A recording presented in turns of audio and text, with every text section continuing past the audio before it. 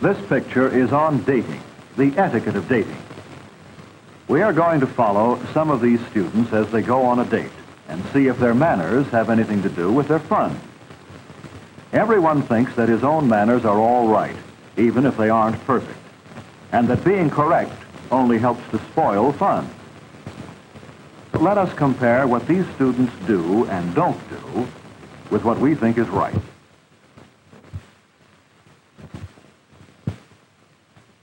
Let's compare ourselves with Margaret, or with Helen, or with two fellows who are particularly interested in them. The Junior Prom, a semi-formal, is the best dance of the year and is announced early. Jerry is the shorter of the two. He believes that he who hesitates must, and the time to ask for a date is now. Margaret, for her part, believes that a girl shouldn't make it difficult for a fellow to ask for a date. Fear of not being asked, or fear of being refused, can ruin our social lives if we let them.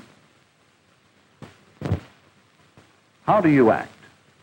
Natural, at ease, graciously, or are you shy? Like Frank, do you blurt out invitations? Actually, Helen is glad to receive the invitation, and Frank is surprised.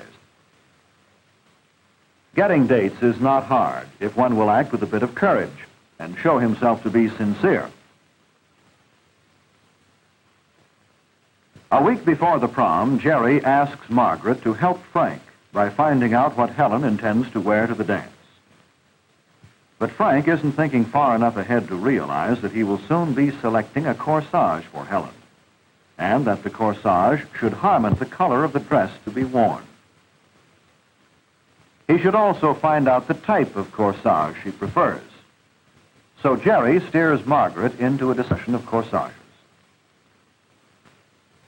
She recalls the ones she likes best: gardenias, spring flowers, an orchid once, camellias. She and Jerry have been dating for a long while. She appreciates the good taste he has shown in choosing flowers that suited her dress and complexion. The wearing of flowers on the wrist, the shoulder, or in the hair is a matter of preference.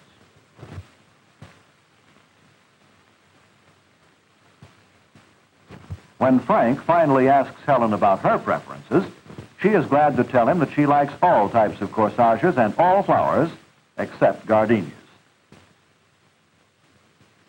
All the other preparations for their double date are also talked over.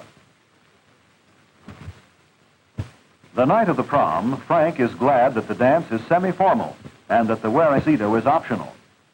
But even with a dark business suit, so Jerry insists, the color of the tie should be conservative. The socks should match the tie, not clash with it. We dress according to the occasion. A dignified occasion requires dignified clothes. As a matter of convention, men wear dark clothing at formal or semi-formal affairs. Thus, perhaps they allow the ladies, by contrast, to be more colorful in their dress. This tie may not seem conservative by your standards, but it seems to be the mildest that Frank owns. Perhaps for the next dance he will buy a quieter pattern, something that won't compete with the colors he expects the girl to be wearing. In that sense, he will be showing consideration for her, a gesture of friendliness. And that is what etiquette really is, doing unto others as you would have them do unto you.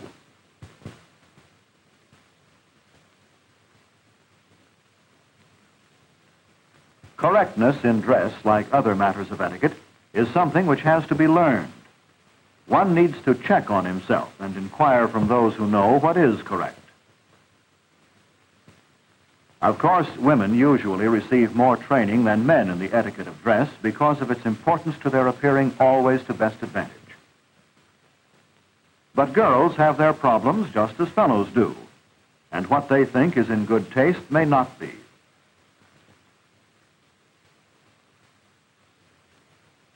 Naturally, everyone thinks that what he or she likes should be considered correct. But most girls are inclined to overdress.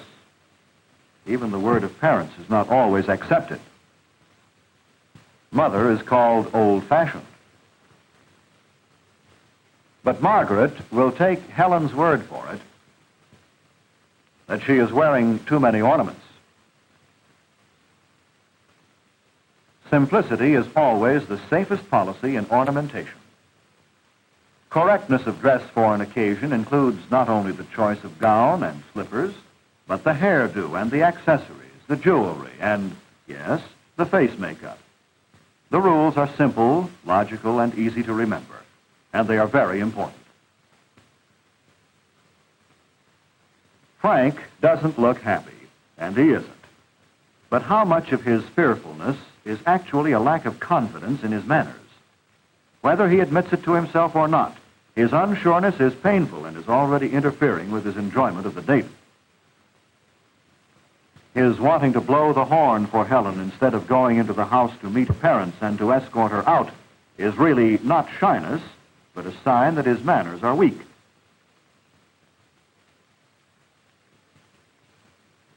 He hasn't taken the trouble to learn how to meet people easily. Helen tries to introduce him first to her mother, who has risen to shake hands with him. Ladies are always introduced first, and they may offer to shake hands or not as circumstances warrant.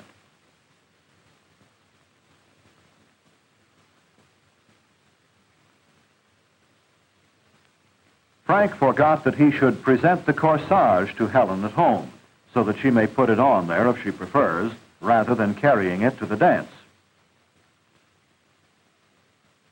Notice that Jerry acknowledges the introduction to Helen's mother with a nod, since she elected to remain seated and did not offer to shake hands. Frank shouldn't open the corsage box, but allow Helen that pleasure.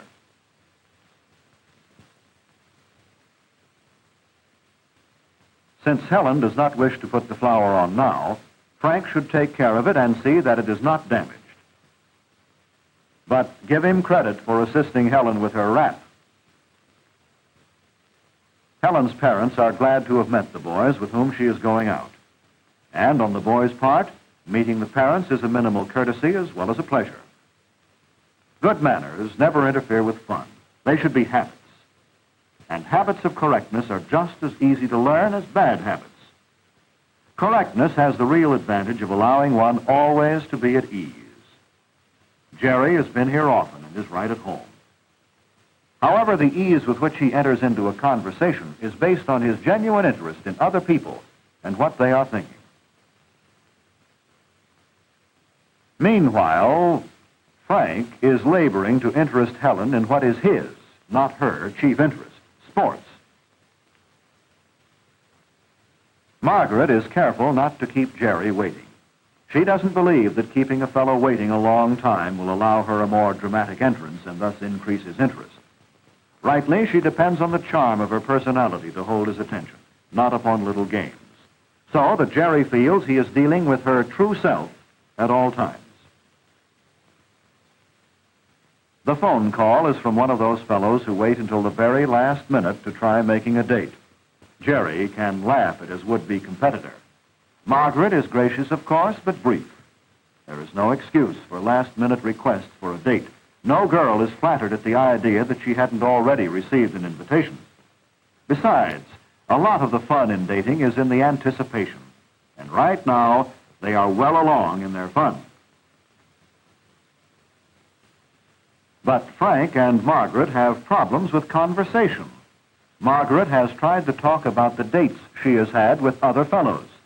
She meant only to be entertaining, but such topics irritate rather than interest. Perhaps, she and Frank hope, the dance will furnish better topics. Now they have arrived, and all the fun they hoped for lies ahead.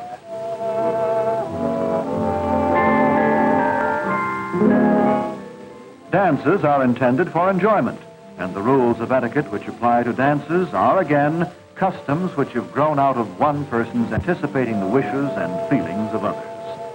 A gentleman doesn't dash off just because he sees a friend and wants to say hello.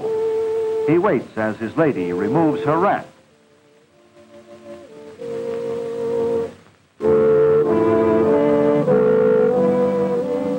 He allows her time to pin on her corsage and powder a bit if she wishes. He saves her any feeling of being deserted or of possible embarrassment in entering the dance unescorted. Ladies expect such courtesies, just as they enjoy the thoughtfulness shown in presenting them with a well-chosen corsage or enjoy being properly escorted.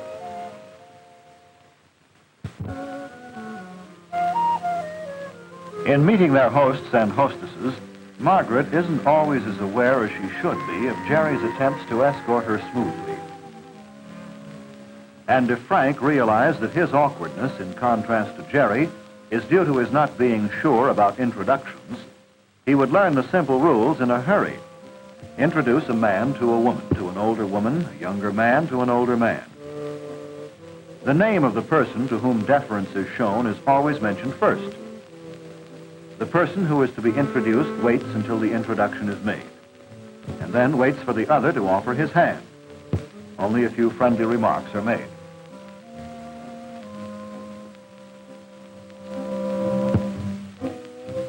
After greeting the sponsors, the first thing that Jerry sees to is that they select a rendezvous so that they will have a definite place during the evening for meeting after dances. Then they begin filling in their dance programs. When programs are filled out in advance, and then one or two couples don't attend after having exchanged dances, the programs are left with gaps that are hard to fill. So it is perhaps to wait until dances can be exchanged friends who are present. Then the dances that have been promised can be written in.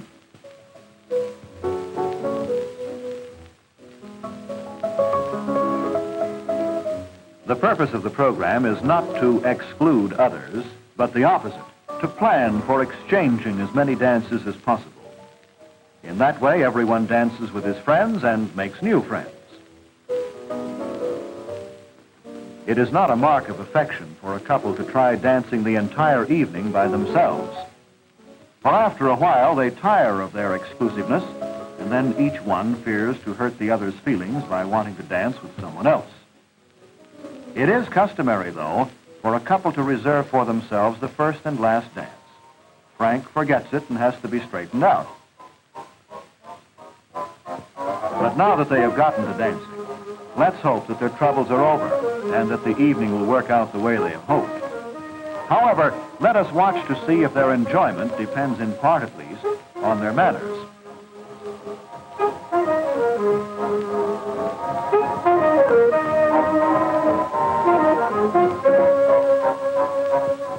All that they ask is that they be allowed to talk and to dance, to be with their friends, and enjoy each other's company.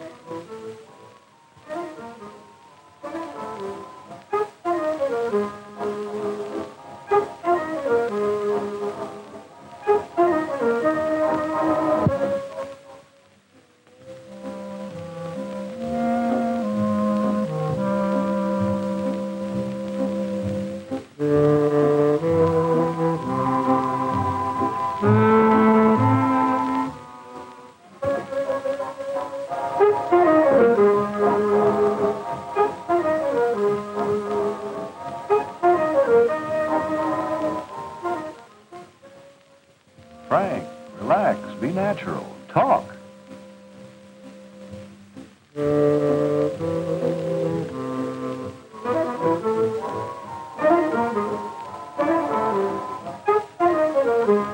Margaret, you're going yatata, yatata, yatata.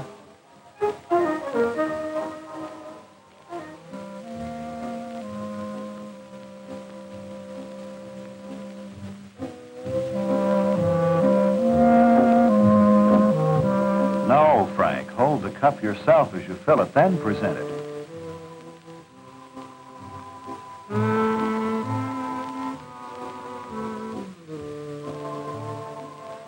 Getting jealous? They're only enjoying themselves.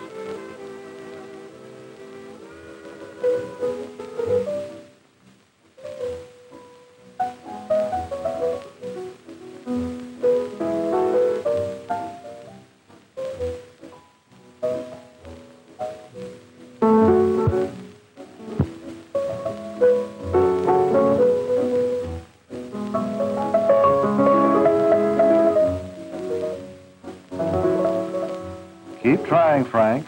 Be sensible, Margaret.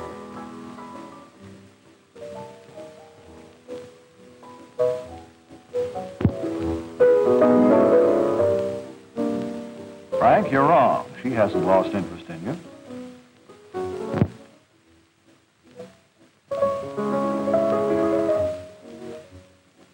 It's foolish to be jealous.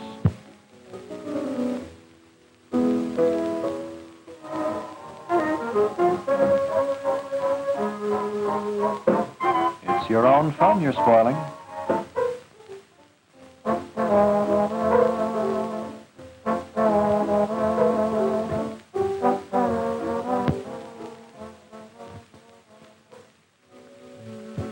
As the dance is drawing to a close, and it is time to say goodnight to the sponsors, everyone seems to have had a good time, except Frank.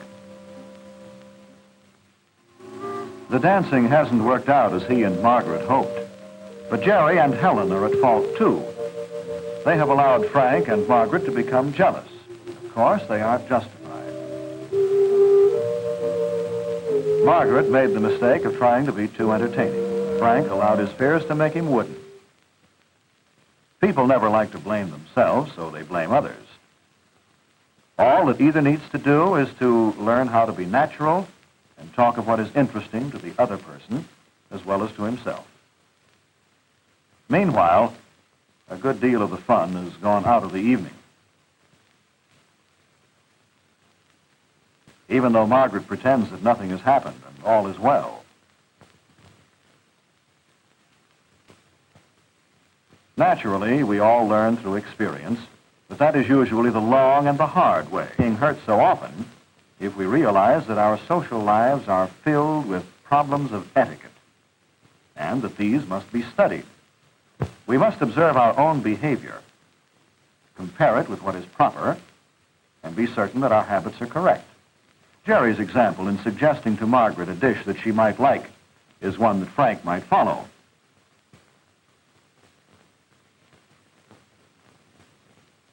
As he finally realizes, since it tells Helen in a nice way how much he can afford to spend. This saves embarrassment all around.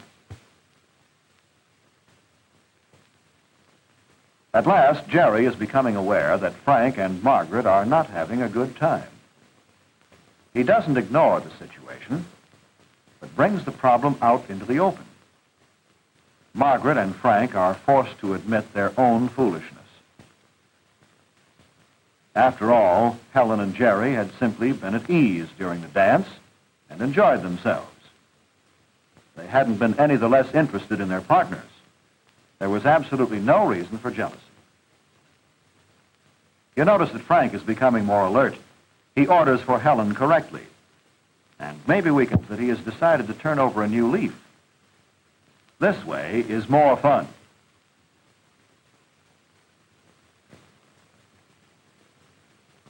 The meal has been happy, and now that the mistakes that have been discovered won't be repeated, and those that haven't yet been discovered will come to light as they pay more attention to their manners.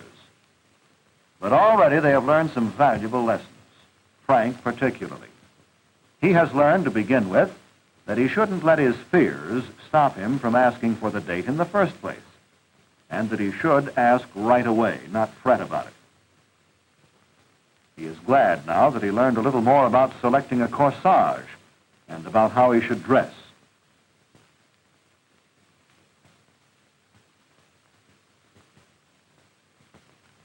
He has still to learn how to be easy during introductions and in making ordinary conversations.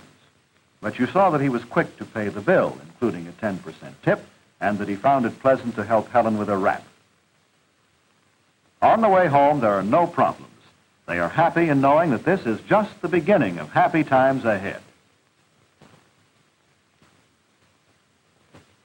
Jerry not only sees Margaret home, but opens the door for her.